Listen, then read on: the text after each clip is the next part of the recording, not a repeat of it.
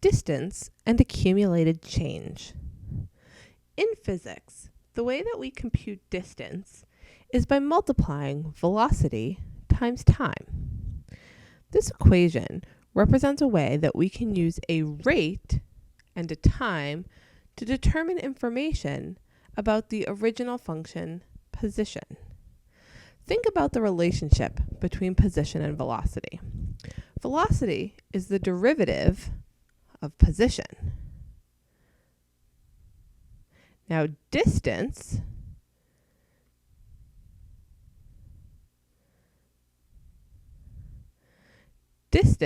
is going to be the change in position. So we're able to use the derivative of position in conjunction with our independent variable time to learn something about the original function, which is position. If we were to take this formula and make it a little more broader, we could write this as rate times time. So here, instead of velocity, we have rate, and time we still leave as a factor here. Now, what does that tell us? That tells us if we have the derivative of a function and we know how long we are at that particular derivative, that will tell us something about how the original function changes. Now, what does this mean in the bigger context of the course? Well, so far, we've been focusing on understanding the derivative, deriving the derivative, using formulas to find the derivative, and applying the derivative to find things like local maximums, local minimums, etc. Now, this chapter asks the question, if we have the derivative, or if we start with the derivative, what kind of information will that tell us about the original function? And so this is where we begin. Now, keep in mind, if we want to multiply a rate times time, we need to be very conscientious that our units all match up. So we'll keep an eye out for that as we go. So let's start with an example. If you were to travel going 50 miles per hour for 3 hours, how far did you travel? Now, you may have automatically thought 120 miles, but let's see how we get there. So if we're going 40 miles an hour, we're going to write the units here. We can multiply that by 3 hours because that's how long we are going at this rate.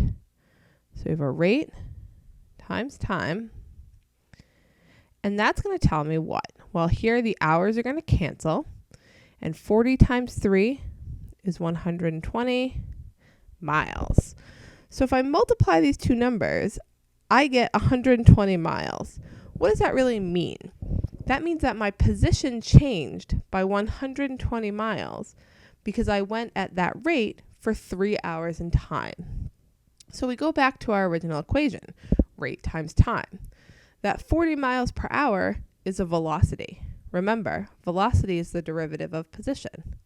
And our answer, 120 miles, tells us how much our position changed. Now, multiplying that may seem natural, and you may have been inclined to do that. There's another way that we could have solved this problem.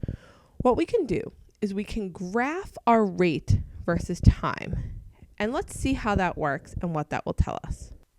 So here, we want to graph our rate versus time. So here we're graphing the derivative, and so my rate here is constant, right? It's just 40. It's not 40t or 40t cubed or anything like that. So if your rate is just a number, that just means that you have a horizontal line at that number.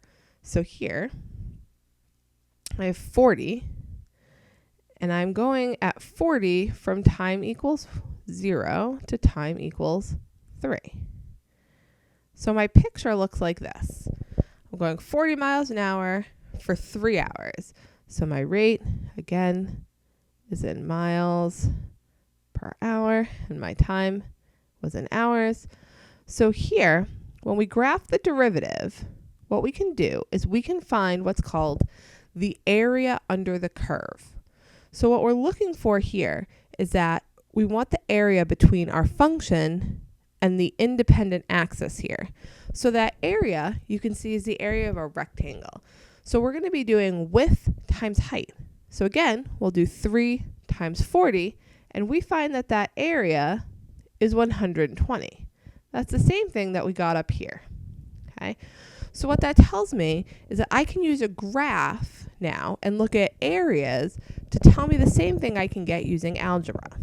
Now, this may not seem like a thing that we would logically want to do at this point, but as we move along, we'll see why this graphical representation is going to become very important to us. Let's look at another example. Example 1. If you were to travel 20 miles per hour for 3 hours, and then 50 miles per hour for 4 hours, how far did you travel? Compute this algebraically and graphically. So this is similar to the problem we just looked at, only now, instead of one constant rate, it seems like there's 2 legs to our trip, or at least a change in our velocity. So for the first part of our trip, we went 20 miles per hour times 3 hours. Again, we need to make sure our units match up. The hours are going to cancel, and I get 60 miles. So for this first part of the trip, I know that I went 60 miles. Now for the second part of my trip, I was going 50 miles an hour for 4 hours. So again, the hours are going to cancel, and I get 200 miles. Now, if I add up the 2 legs of my trip, I get that I traveled 260 miles. So if I were to graph this scenario and analyze it graphically, again, I'm going to plot my rate on my dependent axis and my time on the independent axis. So my rate here again is going to be in miles per hour, and my time is going to be in hours. And so the first rate that I'm traveling is again constant. That 20 miles per hour is just a 20. There's no variable with it, which means I'm going to have a horizontal line, and I do that for 3 hours. So I'm going to do that from time equals 0 to time equals 3.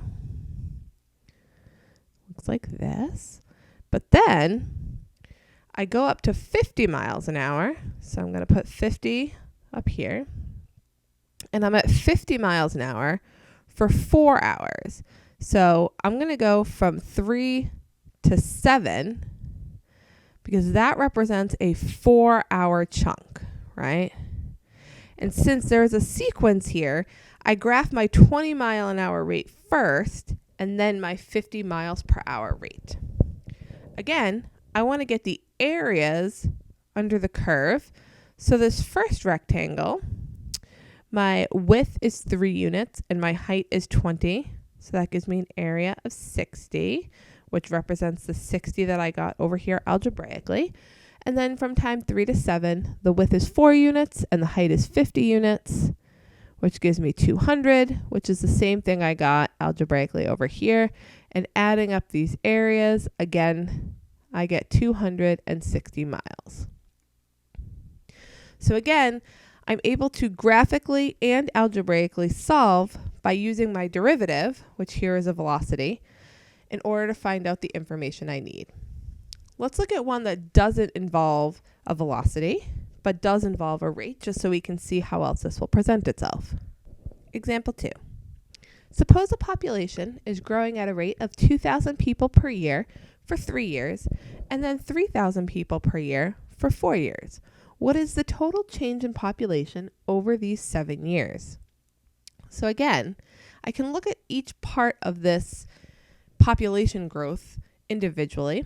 So first I had 2,000 people per year, and that was for 3 years. So again, my units, they match up and they cancel here, and I get 6,000 people. And then for the second part of my population growth, I have 3,000 people per year. And that time, it's for 4 years. So again, the years units are going to cancel. 3,000 times 4 is going to give me 12,000. So I had 6,000 in my first years of growth and then 12,000 in my second years of growth. Adding those together, I get 18,000 people. Similarly, if I wanted to graph this, again, I'm going to graph my rate versus my time. My rate, again, is in people per year, and my time is in years, so those match. We always need the independent units to match the bottom of our rate in order to be able to do this kind of analysis. So 2,000 people per year, again, that's a constant rate. So our constant rate is going to happen for 3 years. So 2,000 people per year for 3 years, and then 3,000 people per year. So our rate's going to jump up to 3,000 for another 4 years. So that goes till 7, from 3 to 7. And now I can find my areas, which again will be 6,000 and 12,000. And I can add those areas together. And again, I get 18,000 people. Now, I need to be a little bit careful about what this means. This does not mean that my population is 18,000. It means that my population changed by 18,000 over those 7 years. And because it's a positive number, my population grew by 18,000 people. I don't know what the actual population is because I don't know how much it was to start. All I know is how much it changed over the 7 years. So it grew by 18,000 people. Now, let's see why this graphical representation becomes really important to us in the next example. Example 3.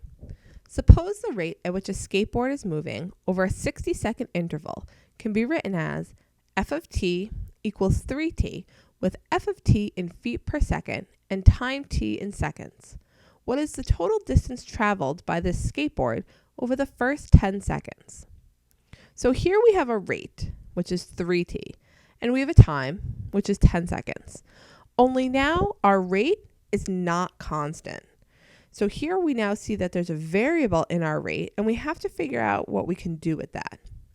We run into a little bit of trouble if we try to do rate times time, like we did before, because 3t times 10 gives us another function, right? Not a numerical answer. So that means that we can't depend on that equation anymore. So instead, we're going to go to our other approach, which was to graph our function and look at the area under the curve. So 3t is a linear function. So remember, we're doing rate versus time. My rate here is in feet per second, and my time is in seconds. So again, my units match. If they didn't, I would have to convert them to match. If for some reason I had time in hours, I would need to convert that to seconds so I could draw my picture. So 3t is a linear function that's increasing. Looks like that. And time, we said we want to know what's happening during the first 10 seconds, which means I'm looking for the area of a triangle. So the area of a triangle is 1/2 base times height. So if I know base and height, then I can use this method to find out my total distance traveled. So my base here is 10, right? That's my time unit, and I already know that I'm looking for 10 seconds. So I do know that part. The height, however, is a little more complicated. So my height here is dictated by the function 3t. My height would be the corresponding y value for this function for any given t value, which means that if I take t equals 10 and plug it into my function, that will give me the corresponding height or y value at this point. So if I plug a 10 into 3t, I get 30. So that means this has to be 30. Now, before we crunch this number, let's take a look at the units. So 10 is 10 seconds, and 30 is 30 feet per second. This is important because here we see that the seconds cancel, and now I have half times 10 times 30, which gives me 150 feet. So the question is, what is the total distance traveled? And the answer is 150 feet. So again, we have to be careful with a couple things. First is we have to know what information is important from the problem. We know that we were moving over a 60-second interval, but we never used the number 60. That was somewhat irrelevant to what we were looking at, other than we knew that our time had to be somewhere between 0 and 60. Next, we needed to know what was our rate. So the rate was the 3t. That's that part we had to graph because we didn't have a way to multiply it algebraically, and then our independent values had to do with the time, so that 10 seconds. Putting that all together graphically, we were able to compute the area under the function. So far we've used area under the function to look at areas of rectangles and areas of triangles.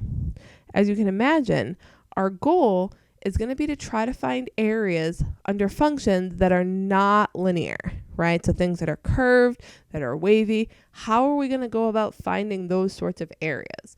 So this lays the foundation for being able to do that. So let's look at an example that's not linear, and we can start to motivate how we're going to approach these nonlinear functions.